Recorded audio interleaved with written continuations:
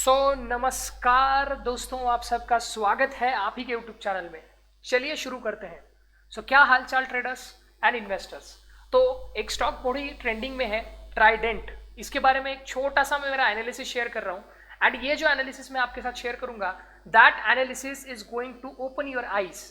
And जिन भी लोगों ने इसमें इन्वेस्टमेंट किया होगा उनको भी एक सुकून मिलने वाला है, और जो इन्वेस्ट करने के बारे में सोच रहे हैं उनके लिए भी कुछ मैं एडवांस चीज़ें कुछ बताना चाहूँगा कि जिसके वजह से आपको एक कॉन्फिडेंस भी आएगा ट्रेडिंग में।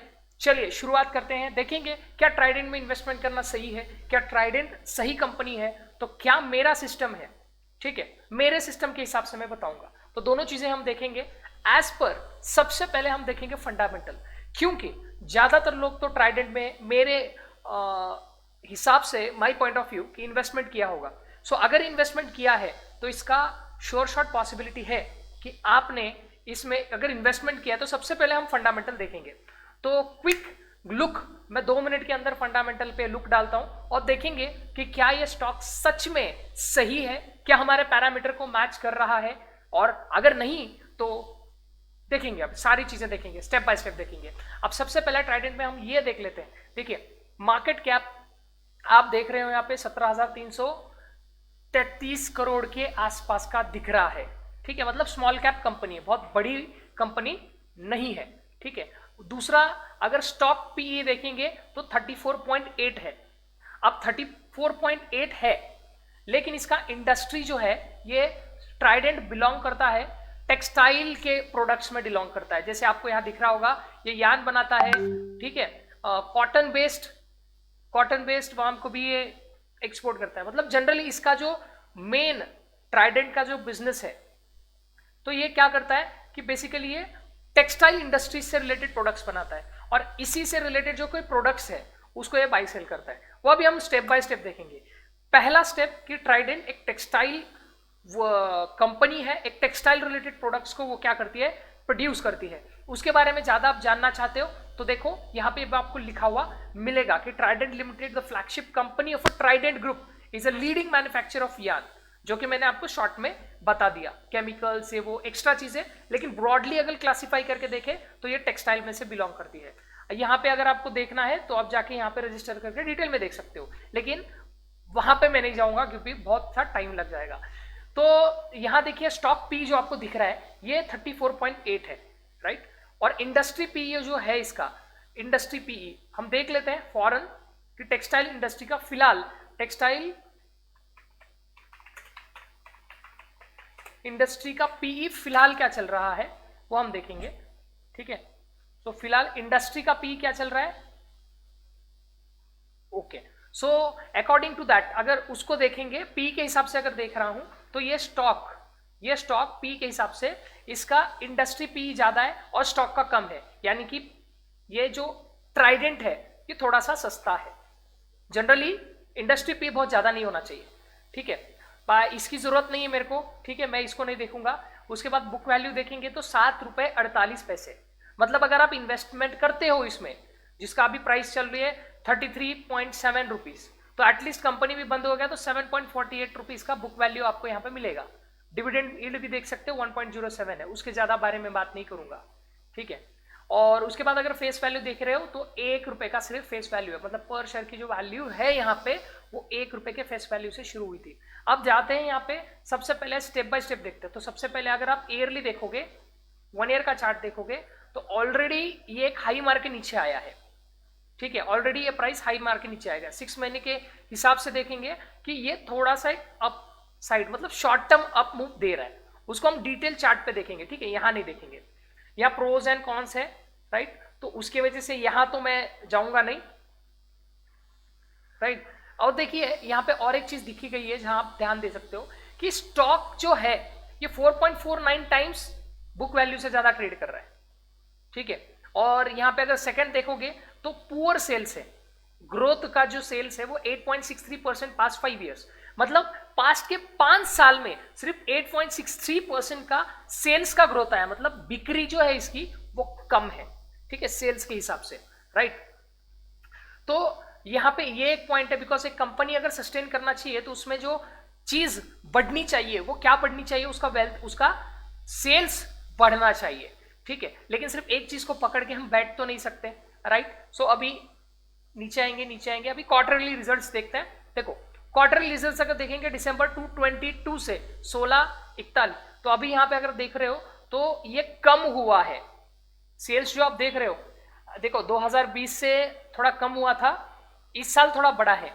एक्सपेंसेस देख रहे हो तो एक्सपेंसेस भी इसमें कम हो रहा है, और ऑपरेटिंग एक्टिविटी मतलब ऑपरेटिंग प्रॉफिट जो आप देख रहे हो वो भी लगभग इसमें एवरेज कम होता हुआ नजर आ रहा है। तो चलिए, तो यहाँ पे प्रॉफिट बिफोर टैक्स भी कम हो रहा है। अल्टीमेटली एक कंपनी को अच्छा कैसे बनोगे अगर वो कंपनी नेट प्रॉफिट बढ़ा रही है। देखो यहाँ पे अगर देखेंगे तो 2020 में एक से 144 करोड़ रुपीस का था, फिर 37 हुआ, 129 हुआ, 181 हुआ, मतलब लगभग इसमें जो प्रॉफिट नेट प्रॉफिट था ये ऐसा था, फिर ऐसे करते फिलहाल वो यही कहीं है। तो यहां से आप अंदाज लगा सकते हो कि इसका नेट प्रॉफिट कम हो रहा है। आगे बढ़ते हैं। अब देखो यहाँ पे प्रॉफिट एंड लॉस स्टेटमेंट देखोगे तो यहाँ पे देखना पड़ेगा हमें, यस, डिप्रिसिएशन का जो कॉलम है वो भी कम हो रहा है। उसके बाद का देखेंगे हम इंटरेस्ट, ठीक है, इंटरेस्ट बढ़ रहा है। सो ये वाला कॉलम तो हो गया, थोड़ा नीचे लाएंगे हम, थोड़ा नीचे आएंगे। अब देखो यहाँ पे ROE, return on equity, return on equity क्या बोल रहा है, 10 साल का 14%, 10 साल का रिटर्न दिया है, और लास्ट ईयर 23% का हाइक है, ठीक है, 23% से बढ़ा है। अगर आप 10 साल के हिसाब से देखोगे तो 43% के आसपास का इसका ग्रोथ दिखा रहा है 10 साल, और लास्ट 23 का कंपाउंडेड एनुअल ग्रोथ रेट दिखा रहा है। अब जाएंगे बैलेंस शीट पर, ज्यादा कुछ टाइम नहीं डालेंगे। बैलेंस शीट जो मैं देख पा रहा हूं यहाँ पे, एक चीज देख पा रहा हूं कि बैलेंस शीट में एक चीज अच्छा है कि कंपनी फाइनेंशियली वीक नहीं दिख रही है मेरे को, ठीक है, बिकॉज इसके पास का जो रिजर्व है वो ज्यादा है as compare to its borrowings, ठीक है, मतलब कर्जा वर्जा कुछ है नहीं इसके ऊपर।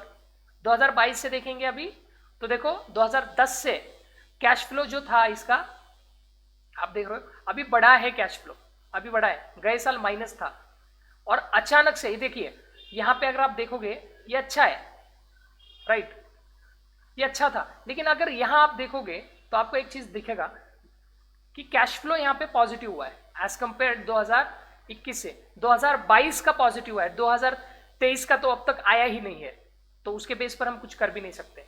अब लास्ट का देखेंगे तो फंडामेंटली अगर देखें तो लगभग अच्छा दिख रहा है, और यहाँ पे अगर ये वाला शेयर होल्डिंग पैटर्न देखें तो यहाँ पे शेयर होल्डिंग पैटर्न भी लगभग अच्छा दिख रहा है, और दो हमारे इंडियन डोमेस्टिक इन्वेस्टर इसमें नहीं दिख रहे हैं, एंड पब्लिक एक इसमें 23% पब्लिक का भी शेयर है। तो हम क्या करेंगे, ये तो हो गया हमारा किससे रिलेटेड चीज, ये हो गया हमारा फंडामेंटल से रिलेटेड चीज। तो फंडामेंटल थोड़ा सा ठीक ठाक है, बट सेल्स जो है वो ग्रो होना चाहिए। चलिए अब वो तो बात है, अब आते हैं चार्ट के ऊपर। देखिए अगर आप चार्ट देखोगे तो मैं चार्ट को आपको एक्सप्लेन कर देता हूं, बड़ा आसान है। अब बहुत से लोग बोलेंगे यहाँ पे क्या है क्या नहीं। अब देखो सबसे पहले जो स्टॉक का प्राइस था वो 0.4 पैसे से चालू हुआ, ठीक है, इसने एक हाई बनाया था। उसके बाद यहाँ पे अगर आप देखोगे तो मार्केट ने इस लेवल के आसपास, मतलब इसका अगर रेट में आपको बताऊं तो देखिए रेट में आपको बता देता हूं, लगभग मार्केट ने यहाँ पे 3 रुपए के आसपास आके एक बहुत अच्छा बाउंस लिया है, ठीक है। तो अगर मेरे हिसाब से आप देखोगे तो मार्केट को इसको नहीं तोड़ना चाहिए था, ठीक है, मतलब होल्ड कर सकते थे आप। कब कर सकते थे, अगर वो इस एरिया से बाउंस करता तो आप कर सकते थे होल्ड, लेकिन अल्टीमेटली मार्केट ने इस बॉक्स को तोड़ दिया। ये क्या बॉक्स है, ये मेरा पर्सनल एनालिसिस है, इस बॉक्स को मार्केट ने तोड़ दिया, मतलब 43 रुपीज के नीचे क्लोज करके वो रिटेस्ट करके नीचे आ चुका है, ठीक है। मतलब देखा जाए तो इसका मतलब ये नहीं है कि वो नीचे ही गिरने वाला है, ये तो होगा इंटरनल का बता रहा हूं मैं आपको, शॉर्ट टर्म के लिए बता रहा हूं अभी के लिए। लेकिन अगर आप मेरे को पूछोगे सर लॉन्ग टर्म के लिए बताओ कि हमने शेयर को होल्ड किया है, तो देखिए दोस्तों जैसे आपके सामने मैंने यहाँ पे ऑलरेडी एनालिसिस आपके लिए करके रखा है कि मार्केट ने ऑलरेडी यहाँ पे हाई बनाया 69.7 पैसा के आसपास का, और यहां से फॉल आया, तो अभी उसका रेट 33.70 के आसपास दिख रहा है। तो दोस्तों इसको हम तब तक बोलेंगे नहीं कि मार्केट नीचे की तरफ जा रहा है या फिर एग्जिट करना चाहिए, और अगर आपने बाइंग की है तो कम से कम 14 रुपए 30 पैसे के नीचे अगर क्लोज होता है तो आपको इसमें एग्जिट करना होगा। यस, आपको इसमें एग्जिट करना होगा। नहीं तो अगर आप ये स्टॉक कब ऊपर जाएगा या फिर इसमें कब ये ऊपर जाना चाहिए वो भी मैं आपको बता देता हूं, 2 मिनट के अंदर आपको समझ में आ जाएगा। देखिए, अगर मार्केट इस स्विंग को मतलब 39.70 पैसा को अगर तोड़ देता है ऊपर की तरफ और एक अच्छी बुलिश कैंडल ऊपर की तरफ क्लोज हो जाती है, चलो कंजर्वेटिव हिसाब से ही देख लेंगे, 44.30 पैसे के ऊपर अगर कैंडल क्लोज हो जाती है तो आपको 69.75 पैसे का यहां पे टारगेट मिलेगा। ठीक है, और अगर यहां से ये बाउंस कर जाता है तो ये तो इनवैलिड हो गया। ठीक है, जब तक इस बॉक्स को ये तोड़ेगा नहीं तब तक तो हम देखेंगे नहीं। लेकिन यहां से अगर आपने बाइंग की हुई है तो यहां पे काम कर सकते हो आप, यहां पे आप स्टॉप लॉस लगा सकते हो। मैं आपको ये तो नहीं बोलूंगा, because I am not your financial advisor, कि आपको क्या करना चाहिए और क्या नहीं करना चाहिए, वो आपके एडवाइजर से पूछ सकते हो। लेकिन एज पर माई एनालिसिस 14 रुपए 30 पैसे के नीचे का आपका स्टॉप लॉस होना चाहिए, भले ही आपकी बाइंग कितनी भी हो। अगर आपने ऑलरेडी बहुत महंगा बाई किया लिया है तो उसके लिए आपको मैं बोलूंगा कि आपको उसके लिए रुकना पड़ेगा, बिकॉज आपका स्टॉप लॉस अभी बड़ा है। बिकॉज गलत रेट पे अगर बाय करोगे तो फिर चीजें बनने वाली नहीं है। लेकिन आप इस शेयर में अगर आपने बनाया हुआ है होल्डिंग तो वेट कीजिए। ठीक है, इसके नीचे का स्टॉप लॉस मैंने आपको बता दिया है, क्लोजिंग बेसिस पर 14.80, और अगर आप बहुत महंगा आपने ले लिया है तो आप यहां पे 21 रुपए 30 पैसे का स्टॉप लॉस क्लोजिंग बेसिस पर रख के चल सकते हो। यहां से ये चलना शुरू हुआ है, अगर 44.30 रुपीज के ऊपर एक बुलिश कैंडल क्लोज हो जाती है तो नो डाउट जो ऊपर के टारगेट्स आपको दिख रहे हैं वो 69.75, 85.75, 95.80, 139.10, ये जो टारगेट्स आपको दिख रहे हैं, और फाइनल 209.95 यहां तक ये जा सकता है। अभी उसका रेट चल रहा है 33.470, और अगर मैं आपको बताऊं जिस टाइम ये 69.40 पैसे के ऊपर 2-3 रुपए ऊपर या 4 रुपए 5 रुपए ऊपर अगर कैंडल क्लोज हो जाती है तो you can expect to grow it by 60 times. 60% का आपको यहां पर रिटर्न वो देगा, और बहुत ही कम वक्त में। लेकिन अगर आपने बाय नहीं किया है ट्राइडेंट को तो आपको वेट करना है इसमें। अभी अगर आपने बाइंग नहीं की है तो कोई बाइंग मत बनाओ इसमें, वेट कीजिए इसमें जब तक कि ये 70 रुपए के ऊपर क्लोज नहीं होता। जब तक 70 रुपए के ऊपर क्लोजिंग नहीं आती तब तक ट्राइडेंट में आपको हाथ नहीं डालना है। और अगर जिसने बाइंग की हुई है महंगी तो उनके लिए मैंने स्टॉप लॉस भी बता दिया है, 21.15 पैसे के नीचे रखिए या 14.30 पैसे के नीचे आपको एग्जिट होना ही है। ठीक है, कोई लॉजिक ही नहीं है उसमें, आप होल्डिंग रहो। अगर 44.30 पैसे को वो ब्रेक करके क्लोज कर देता है तो आपको 69.35, 85.75, 95.80, 139.10, 209.95 ये सारे की सारे टारगेट आपको हिट हो जाएंगे। अगेन यहां पे एक लास्ट डिस्क्लेमर मैं आपको देना चाहूंगा कि मैं आपका कोई फाइनेंशियल एडवाइजर नहीं हूं, इसलिए आप आपके फाइनेंशियल एडवाइजर का यहां पे एडवाइस ले सकते हैं। मैंने मेरे एनालिसिस तो आपके साथ शेयर कर दी है, और हमेशा मैं 4 रूल फॉलो करता हूं कि मार्केट सुप्रीम है, मैं भी गलत हो सकता हूं मार्केट में, मार्केट अल्टीमेटली सुप्रीम है, क्योंकि इस वर्ल्ड में, इस दुनिया में कोई भी इन्वेस्टर 100% सही नहीं रहा है, ना कोई ट्रेडर। और इसीलिए मैं हमेशा आपको बोलूंगा कि there is only a probability of something, इसलिए सेटअप से काम कीजिए। मैंने आपको पूरा स्टेप बाय स्टेप बताया है, इस वीडियो को फिर से देखिए, समझ में आ जाएगा क्या करना है, नोट डाउन करके रखिए। मैं यहां पे एक अलर्ट लगाने जा रहा हूं ताकि मुझे भी तो पता चले कि ट्राइडेंट में अगर एंट्री आती है so why we can't buy, देखेंगे। ठीक है, यहां पे मैंने लगा दिया है, ये मैंने लगा दिया है मेरा अलर्ट।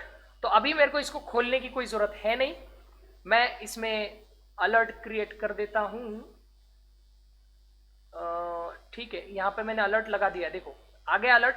मेरे को रोज रोज थोड़ी बाइंग करना है भाई, रोज रोज उठ के मेरे को थोड़ी देखना है स्टॉक को, नहीं। एक बार मैंने यहाँ पे लगा दिया, यहाँ पे मैं क्या करता हूँ, ग्रेटर देन की जगह क्लोजिंग आता है क्या, देखो greater than, okay. Greater than मेरे को क्या चाहिए, प्राइस यहाँ पे 69 का चाहिए, राइट। तो यहाँ पे मैं अलर्ट का नाम दे देता हूँ, बाइंग फॉर 8 मंथ्स, यहाँ पे मैंने लगा दिया है, और यहाँ पे अलर्ट मैंने क्रिएट कर दिया है। तो यहाँ पे मेरा अलर्ट लग गया है। ठीक है, अलर्ट ऑलरेडी ऐसे लगा करके बैठो, एक ही स्टॉक में रोज रोज रोज रोज नहीं बैठो। चलो समझ में आ गया आपको? तो आपको इस हिसाब से ध्यान से अभी जाना है। मिलेंगे हम अगली वीडियो में, तब तक के लिए wish you happy successful trading and profitable investing. Thank you, good night and bye bye.